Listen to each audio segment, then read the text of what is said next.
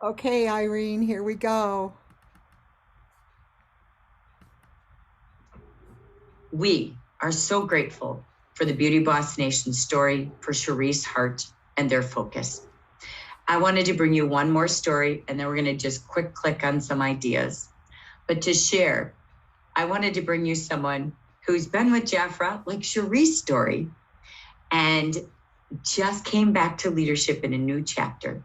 Please help me welcome from the East Coast of the United States, our beautiful Irene Gilbride, new manager 2021. So excited to have you back with us, Irene. Thank you so much for sharing with us today. So please help me welcome Irene. And Irene, I'm going to let you unmute yourself. So if you can click unmute. There you go. Welcome, beautiful. Thank you for joining us. Hello. Welcome, Irene. Welcome back. Gosh. So it's great to have you. You're muted again, Del. So go ahead and unmute. So welcome. Great to have you. She's back. She's renewed. She's excited to be back to leadership. And so we are just so excited. Irene, I'm just going to ask you. Let me do this again. Let me see here. All right. There you go, Del. There you go. We got you. All right. Okay. So Irene, tell us a little bit about your journey in the past. What brought you back here today? And oh my gosh, what tips you could share with those here who are ready to go to leadership. Take it away, beautiful. All right. Well, I must say that Cherie is a hard act to follow. So, but all I can do is tell you my story. So, I was first introduced to Jaffer in 1985. And like many of you, I had never heard of it. I was invited to a Jaffer class, was introduced to royal jelly, fell in love with royal jelly, fell in love with all of the products, and realized that I had to have it. And I was worried that what would happen if my consultant at the time stopped selling it? Like, what would I do? I have to have it. So I decided to become a consultant myself. And actually, I think it was 1986, but yeah. But anyway, so that was that. So I really joined for the product. I know that there was income there. That's not really why I joined, because I had a job. But once I realized that I could make money with this, I mean, I'm not money hungry, but I'm not a money dummy either. So I thought, all right, let me see if I can make some extra money. And I had gone to a meeting and asked what was the first thing I would have to do to be successful. And of course, I was told, get 10 classes on your calendar. So I did that. And I did well. And then I was a little slow on the uptake to become a manager, but I finally became a manager in 1990. So the 90s were very good for me. I had a branch. My biggest thing I have to show you, in 1992, I was awarded with the Jan Day Award. This is what it looks like back then, and that's been like my greatest honor ever. But anyway, so through the 90s, I was doing good. And then life happened. I'm an only child, and my parents were getting older. My mom became sick and was bedridden. And she passed away after 10 years. And then my dad got ill, and he passed away after 7 years. So literally for 17 years, I was a caregiver, and something had to give. So it was my Jaffa business. I gave up managership. And I always remained an active consultant in the sense that I at least placed an order every single month. So through all of this, I was working part-time also. And I retired last June. Before I retired, Vicki had called me. And in the back of my mind, I always thought to myself, gee, maybe when I'm retired, I could do a little bit more with Jafra.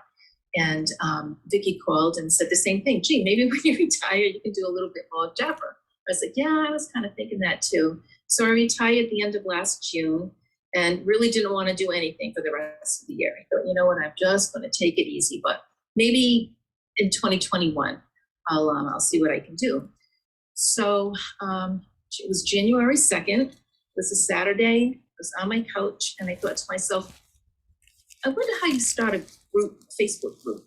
And I am not the most techie person at all. So if any of you are out there and you think I could never do that because I don't know how to do that, you can do it, because truly, I'm not bragging. I'm ashamed that I really don't know more techie stuff, but it's what it is.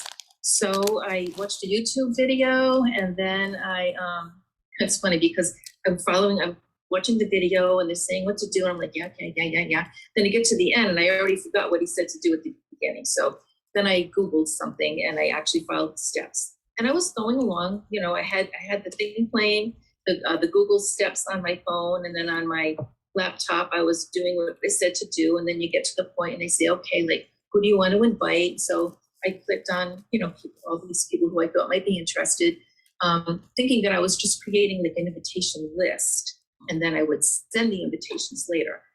What I didn't know is that once you hit invite, Facebook automatically sends that person an invitation saying something like, hi, I started this group that I think you might be interested in.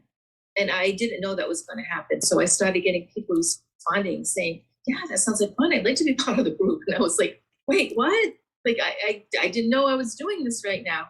So I immediately had to jump into it. So I posted something, and the rest is history. And the first month I had 50 people in the group. And since then, now mind you, all of last year and probably 15 years prior to that, sometimes I wasn't even getting 50%. I was just placing orders for myself and two other people who were, just like me, who wanted to get their products all the time.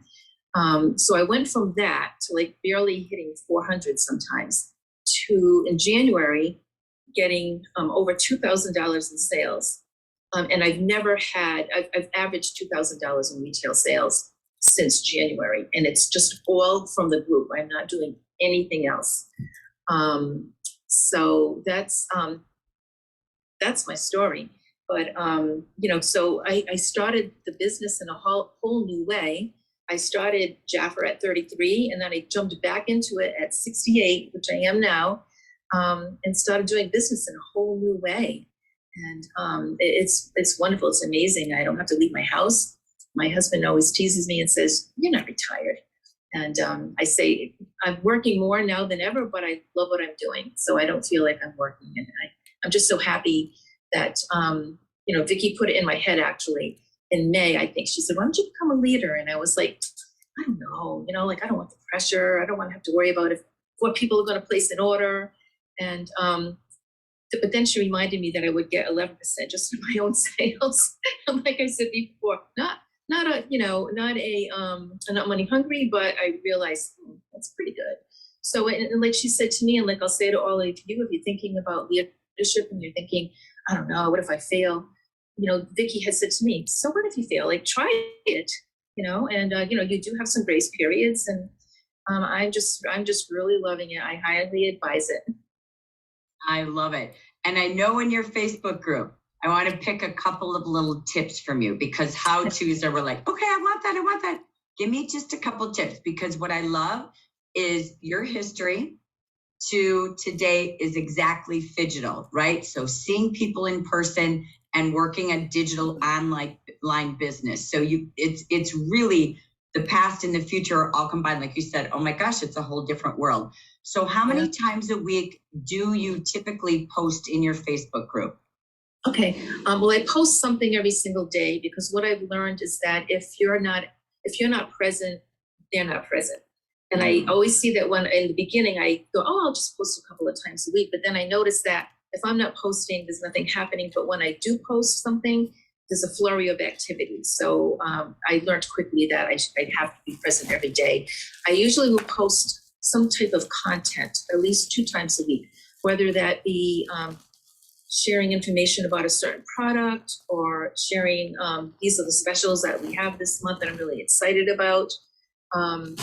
I do that at least a couple of times a week. A couple of times a month I go live, which is very scary for me, but I do it anyway. So that's my advice is, like that song, if it doesn't kill you, it makes you stronger. So I just do it. And I haven't died yet, so I guess it's okay. But then on the other days, if I'm not posting content, I'll do something like post something motivational or inspirational or something funny. And one thing that I feel is important is that every time someone comments, I comment back. Don't just do like a thumbs up. And they took the time to write something back, and that keeps the engagement going. And now my group is 65 people, so it hasn't really grown all that much since January. But I have learned that you're probably better off having 65 people than 650, because it's, just like they say, when you have a Facebook group, it's like you invited people to your backyard. Like, how can you mingle with 650 people, right? So I'm happy, yes, I will continue to strive to add new members, but this is the group that you can actually draw from. Also, for sponsoring, these people love the product. And I just, for me, and when I first did the Facebook group, honestly, I would have been happy. My thought was, if I get a couple of people to order each month and help me to reach my 400, I'm good with that. I mean, it blew my mind. I never expected to get the sales that I'm getting from it. And I couldn't be happier, and I couldn't advise it more. You got to do it. I love it. And she is $2,000 average sales every month. We can't wait to watch holidays with you. But again,